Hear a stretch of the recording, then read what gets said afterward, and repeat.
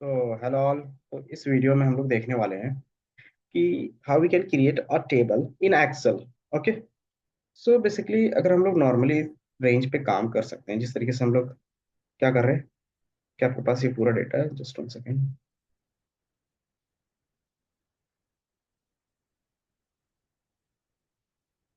Okay. मान लो आपके पास ये डेटा है। अगर मुझे क्या करना है, टोटल सेल्स निकालना है, तो क्या करता हूँ, equal to. So first of all मैं क्या करता हूँ, जितने भी चीज़ें मैंने डिफाइन की थी उसको मैं डिलीट कर लेता हूँ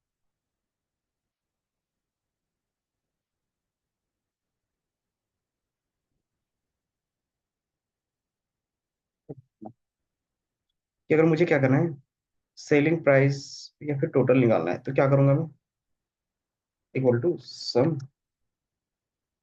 एंड देन मुझे रेंज सेलेक्ट करना पड़ेगा, या तो फिर मैं नेम रेंज यूज करूंगा। तो ये मैंने क्या किया, यहाँ पे 900 लिखा। तो ये जो नेम रेंज था वो ऑटोमेटिकली हो सकता है क्या पॉसिबली कि मुझे हर एक चीज का नेम ना उसके कॉलम नंबर के बेस पे कॉल कर सकूं, या फिर कुछ ऐसा हो जिसके बेस पे क्या कर सकता हूँ, मैं डायरेक्टली कॉल कर सकता हूँ। तो हम लोग कैसे कर सकते हैं? तो वो हम लोग कर सकते हैं कि आप टेबल डिफाइन कर सकते हो। बेसिकली टेबल क्या होता है? सिंपली टेबल जिस पे रो एंड कॉलम्स हो। बोलो सर सेल के यहाँ पे भी सीट के पास भी तो है। हाँ। तो सीट बाय डिफॉल्ट जो कॉल होगा वो क्या कॉल होता है, टेबल जब भी कॉल होता है उसके कॉलम के नेम से कॉल हो सकता है। इंडिविजुअली वैल्यू कॉल कर सकते हो, बट क्या है कि उसके टेबल का नेम होगा एंड देन कॉलम का नेम होगा। इसके बेस पे आप उसको कहीं पे भी कैसी किसी भी तरीके से कॉल कर सकते हो। बट जो हमारे पास इस सीट में वैल्यू होगा, आप जब भी कॉल करोगे उसके सेल रेफरेंस नंबर के बेस पे कॉल करोगे। ओके। तो ये हो गया एक बेसिक। तो हम लोग ये पता चल गया कि चलो ठीक है सर, जब भी कॉल करना हो कॉलम का नेम देंगे वो कॉल हो जाएगा। ये थोड़ा इजी बन गया। तो इसको फिर हम लोग बनाएंगे कैसे, हाउ वी कैन क्रिएट। तो ये ऑप्शंस आपको इंसर्ट मेन्यू होगी।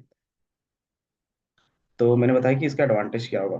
तो सिंपली इजी टू मैनेज होता है, एनालाइज करना होता है कि आप जो भी फॉर्मूला यूज करोगे ऑटोमेटिकली क्या होगा, एक्सपेंड हो सकता है कि आप जिस कॉलम के नेम देते हो उसका क्या होगा, नेम के बेस पे सारा वैल्यू क्या होगा, ऑटोमेटिकली फेच होगा। आप फिल्टरिंग और सॉर्टिंग इजी कर सकते हो। आप डायनेमिक क्या कर सकते हो, रेफरेंस पास कर सकते हो।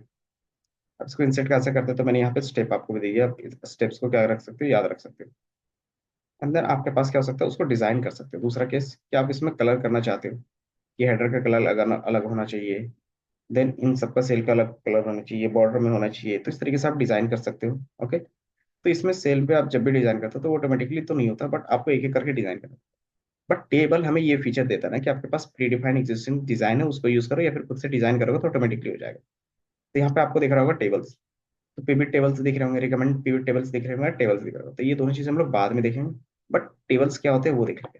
तो सिंपली आपको जो भी टेबल क्रिएट करना है वो डेटा पहले सेलेक्ट करना होगा। तो आपको कहाँ से कहाँ के बीच में डेटा रखना है वो सेलेक्ट करना होता है वन टाइम।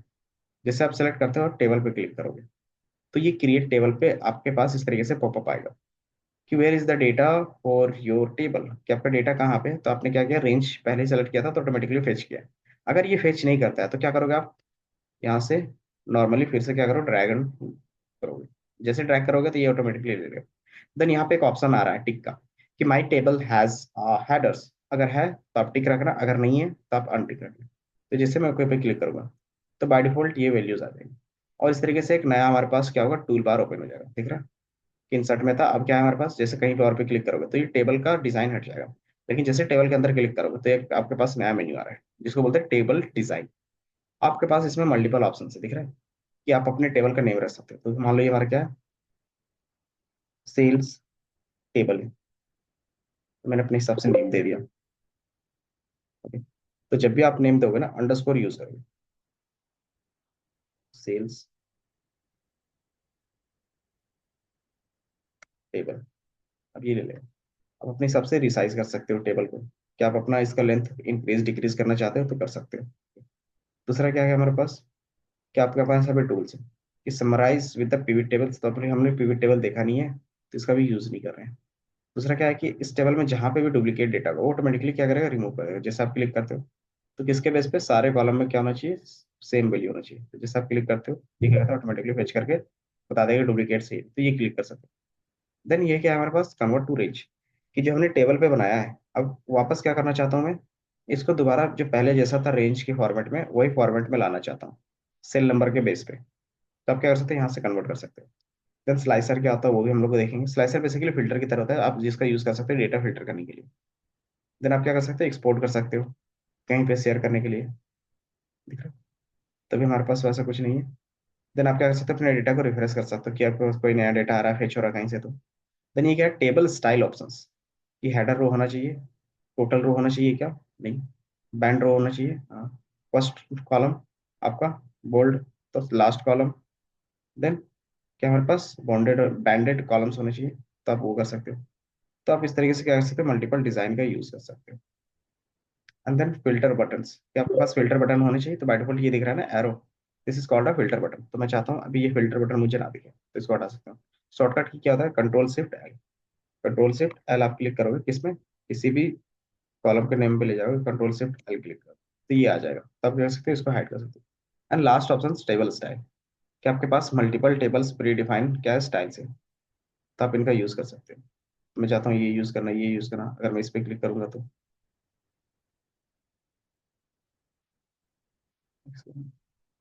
ये दिख रहा है? तो आपको यहाँ पे कुछ इस तरीके से ऑप्शन देखेंगे, तो आप अपने हिसाब से क्या कर सकते हो, डिजाइन को क्रिएट करवा सकते हो। तो मैं बाय डिफॉल्ट मिनिमल डिजाइन रखता हूँ, सही है। तो ये हमारा क्या हो गया, नॉर्मल डिजाइनिंग के फॉरवर्ड। तो इस तरीके से आप डिजाइन तो कर सकते हैं, बट अब इसका दूसरा यूज केस की फॉर्मूला इक्वल टू, मुझे सेलिंग प्रॉफिट निकालना है, तो क्या करोगे आप, ये हमारा प्रॉफिट क्या होता है, selling price minus cost price equal to, आप क्या कर सकते हैं, इसको सेलेक्ट करोगे तो ये दिख रहा है कि सेल्स टेबल से आपने सेलिंग प्राइस को माइनस किया, माइनस कॉस्ट प्राइस। तो आपको यहाँ पे सेल नंबर है, table name, then at the rate column name. अब इसको जैसे ड्रैग एंड ड्रॉप करोगे तो सबका सेम दिखेगा, किसी का चेंज दिख रहा है, अगर मैं यहाँ पे भी क्लिक करता हूँ सेम फॉर्मूला दिखेगा। बट ये क्या है कि हमने ड्रैग एंड ड्रॉप किया तो ऑटोमेटिकली फेच कर रहा है ये। तो ये पहला एडवांटेज हो गया कि हमें नेम नहीं देना पड़ा। दूसरा, डायरेक्टली आप कॉल कर सकते हो। तीसरा, कि आपको सिर्फ कॉलम, इसको सिर्फ कॉल करा तो आप एंटर, ये वैल्यू। आप चाहते हो इसमें से क्या हो, पूरा सेल कॉलम, तो ये पूरा सेल कॉलम है। अगर आप इंडिविजुअली वैल्यू चाहते हो तो आप क्या करते हैं, यहाँ पे ऐट द रेट लगाते हैं। आप चाहते हैं पूरा टेबल कहीं पे भी कॉल हो जाए, तो आप सिर्फ टेबल का नेम देते हैं, हिट एंटर। तो ये हमारे पास क्या हो गया, बेनिफिट हो गया कि आप कहीं पे भी कोई भी काम आप कर सकते हो इजीली। ओके, तो ये हमारा टेबल का यूज। तो कुछ क्वेश्चंस हमने यहाँ पे बनाया है कि आप क्या चीजें कर सकते हो, कि आप नया कॉलम ऐड करना चाहते हो, कि जैसे मैं क्या करता हूँ, यहीं पे हमारा डेटा है, तो मैं यहाँ से क्लिक करता हूँ लास्ट वाले से एंटर,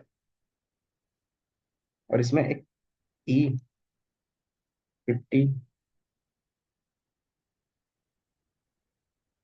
वेस्ट, तो देखोगे ना ये डिजाइन ऑटोमेटिकली फेच कर रहा है।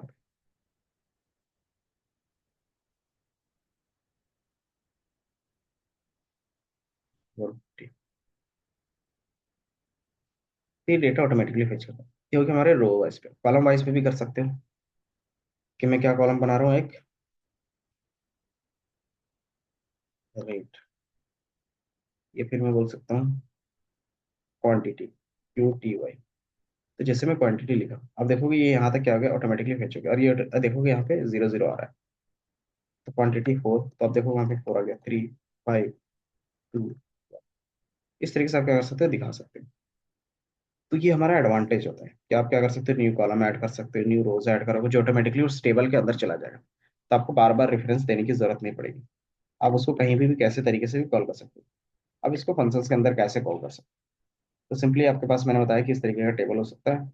आप उसको क्या कर सकते हैं, एट द रेट क्वांटिटी और प्राइस के बेस पे इस तरीके से, सेम रोज के लिए। अगर आपको करना है कि आप टोटल वैल्यूज के बेस पे काम करना चाहते हो तो वो कर सकते हो। तो आई होप आपको ये टेबल का पूरा कॉन्सेप्ट समझ में आया। देन हम लोग आगे जाके भी देखेंगे कि पिवट टेबल क्या होते हैं, रिकमेंड टेबल क्या होते हैं, वो भी देखेंगे, चार्ट्स क्या होते हैं वो। तो इस वीडियो के लिए इतना ही। Thank you.